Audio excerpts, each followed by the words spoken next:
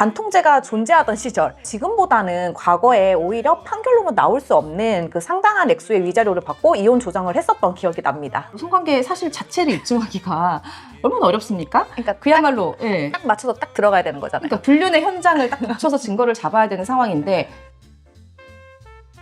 안녕하세요. 빅토리, 러이어즈 이기회, 변호 이민정, 김혜경 변호사입니다. 반갑습니다. 네, 오늘 이야기해볼 주제는 이혼 이야기 중에 가장 핫한 주제 아닐까요? 맞습니다. 네, 드라마에서도 영화에서도 빠질 수 없는 주제, 연예계 뉴스에서도 가장 핫한 키워드, 불륜, 부정행위에 대한 얘기 해보려고 합니다. 네, 사실 불륜에 대한 이야기를 하자면 할 이야기가 굉장히 많잖아요. 저희가 또 이제 14년 차 변호사로 활동하게 되면서 굉장히 많은 사건을 수행하게 돼서 뭐 사실 이 이야기만 하려면 하루도 부족하죠. 한 이틀 정도는 방송을 해야 되는 거 아닌가 싶은데요. 네, 그 수많은 에피소드와 흥미로운 이야기들은 차차 해드리기로 하고요. 오늘은 우선 과연 어디까지가 불륜인가? 특히 우리 법원에서 부정행위로 인정되는 범위가 어디까지인지 실제 사례들 통해서 생생하게 알려드리려고 합니다. 저희에게 배우자 부정행위 증거 가지고 상담 오시는 분들이 늘 물어보시거든요.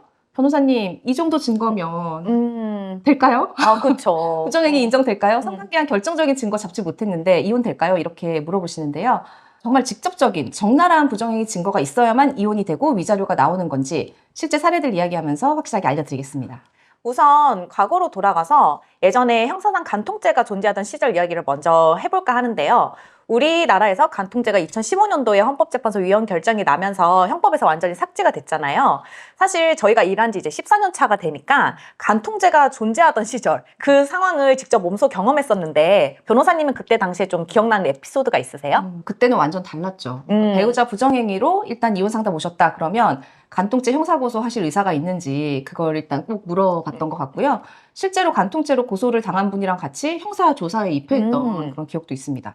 지금 진짜 상상하기 어려운 일인데 그때 막상 간통으로 고소당한 분들은 상당한 압박을 느꼈었거든요. 특히 뭐 공무원이라던가 교직에 있다던가 대기업 종사자 이런 경우에는 처벌 여부를 떠나서 일단 간통죄로 고소를 당했다라는 것 자체가 굉장히 큰 심적 부담이었습니다. 네, 맞습니다. 그래서 대부분 그러한 경우에 이혼 소송이랑 동시에 간통죄로 형사 고소를 진행을 하게 되면 이혼 소송에서 조정을 하면서 간통죄에 대해서 고소 취하를 하고 이제 처벌 불원서를 제출하는 것을 조건으로 해서 다소 파격적인 조정안으로 조정을 하기도 했었는데요. 그래서 오히려 지금보다는 과거에 오히려 판결로는 나올 수 없는 그 상당한 액수의 위자료를 받고 이혼 조정을 했었던 기억이 납니다. 대략적으로 알려주시면 안 돼요? 지금 보통 저희가 위자료로 이야기하는 게 뭐 1,000에서 3,000만 원 정도 대략적으로 이렇게 잡는다면 그때 당시에는 이제 사람의 사회적 지위라던가 뭐 재산 상황에 따라서 다르겠지만 그래도 한 3배 정도 이상 차이가 났었던 것 같아요. 네, 그런데 간통죄 존재 당시에도 사실 실제로 간통죄로 처벌까지 받는 경우는 그렇게 흔치 않았는데요. 가장 큰 이유는 입증이 어려웠기 때문입니다. 당시 법 규정에 배우자 있는 자가 간통한 때라고 되어 있었는데 이때 간통의 의미가 성적 결합행위, 쉽게 말해서 성관계가 이루어진 경우를 말했거든요. 따라서 성관계에 이르기 전 단계의 수많은 부정행위가 있었다고 하더라도 성관계 그 자체에 대한 입증이 없으면 처벌이 안 됐던 거예요.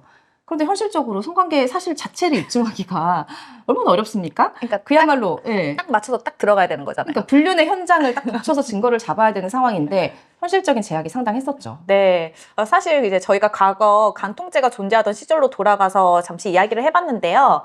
그 시절을 굉장히 그리워하시는 분들이 많으시죠. 저 역시도 사실은 살짝 그리운데 그래요? 네, 그때는 좀 더 수월했던 것 같아요. 뭔가 간통만 명확하다면. 그런데 이제 간통죄가 폐지된 이후에 많은 분들이 이제 대한민국이 불륜 공화국이 되었다. 뭐 방송 매체에서도 불륜을 미화한다. 뭐 간통죄가 부활해야 된다라는 목소리가 커지고는 있지만 이미 헌법재판소에서 위헌 결정을 했고 이제 역사 속으로 사라져 버렸기 때문에 현실적으로 부활이 좀 어렵지 않을까라는 생각이 드는데요. 그렇다면 간통죄 폐지 이후 우리나라 법원은 불륜에 대해서 어떠한 기준으로 판단을 하고 있을까요? 사실 간통죄가 폐지될 당시에 막 찬반 여론들이 들끓었었고 그때 했던 얘기가 법조계 국민 여론이 다 어땠냐면 형법상의 처벌이 사라지는 대신에 민사상의 손해배상, 위자료 금액은 대폭 상향될 거다. 상향돼야 한다. 이제 이런 입장이었었거든요. 근데 사실 저희가 간통죄가 있던 시절 또 사라진 후 최근까지 계속해서 변호사로서 이제 소송을 하면서 지켜본 결과로는 위자료 금액 자체에 큰 변동이 있지는 않은 것 같아요. 저희가 상담할 때 가장 많이 받는 또 질문이 음. 변호사님 저 위자료 얼마 받을 수 있나요? 맞아요. 최대치로 받아주세요. 아우, 저도 뭐 그렇게 네. 해드리고 싶죠. 이런 질문들 많이 받는데 우리 법원이 사실 부정행위를 한 배우자나 상간자에게 현재 인정하고 있는 위자료 금액이 뭐 사안에 따라 다르지만 한 1,000에서 3,000 정도? 그 정도 금액이거든요. 사실은 당사자들의 고통에 비해서는 현저히 낮은 금액이죠. 근데 궁금한 게 왜 1,000에서 3,000 기준이 언제가 기준인 거예요? 그게 이제 나름 법원의 그 위자료에 대한 기준이 있거든요. 뭐 사람이 죽었을 때, 다쳤을 때 뭐 이런 것부터 시작해가지고. 근데 전반적인 손해배상에 대한 위자료 금액이 좀 낮은 편인데 그 중에서 이제 부정행위에 대한 위자료는 뭐 어떤 딱 정해진 기준이 있진 않지만 저희가 사건을 해본 결과로는 그 정도 선이 가장 많은 것 같아요. 그러니까 약간 아직은. 그게 상식적인 수준이다라고 생각한다. 상식, 아니, 일반인들의 상식에 비해서는 좀 많이 낮은 낮죠. 금액 아닐까요? 음. 왜냐면 네. 십몇 년 전에도 그랬거든요. 근데 십몇 년 전이랑 지금이랑 물가 상승률만 놓고 보더라도 위자료는 좀 상향돼야 되는 게 맞지 않나. 과거 그러니까 그 금액을 그냥 약간 관례적으로 하는 관습적으로 하는 느낌이 아직은 있다. 좀 그런 네. 부분이 있어요.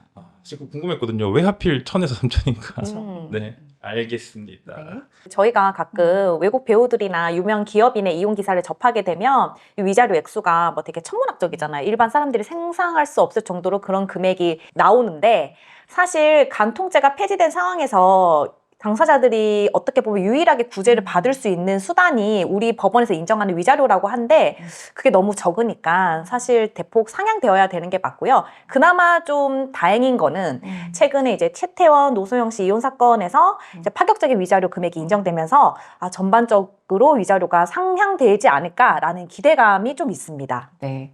그럼 위자료 금액은 별로 변동이 없다 말씀드렸고 그럼 간통죄 폐지 이후에 달라진 게 대체 뭐냐라고 한다면 이제 오늘 말씀드리려는 본격적인 주제와 관련된 이야기인데요. 우리 법원이 부정행위, 불륜, 외도의 개념을 판단하는 범위는 점점 더 넓어지고 있는 추세라는 겁니다. 네, 오늘 영상 보시면서 궁금한 점이 있다. 이런 것도 불륜, 부정행위로 인정되나요? 이런 질문, 또 본인 사례에 대한 궁금증 있으면 댓글 남겨주시고요. 저희에게 큰 힘이 되는 구독과 좋아요도 부탁드립니다. 지금까지 이김의 변호였습니다. 여러분 또 만나요.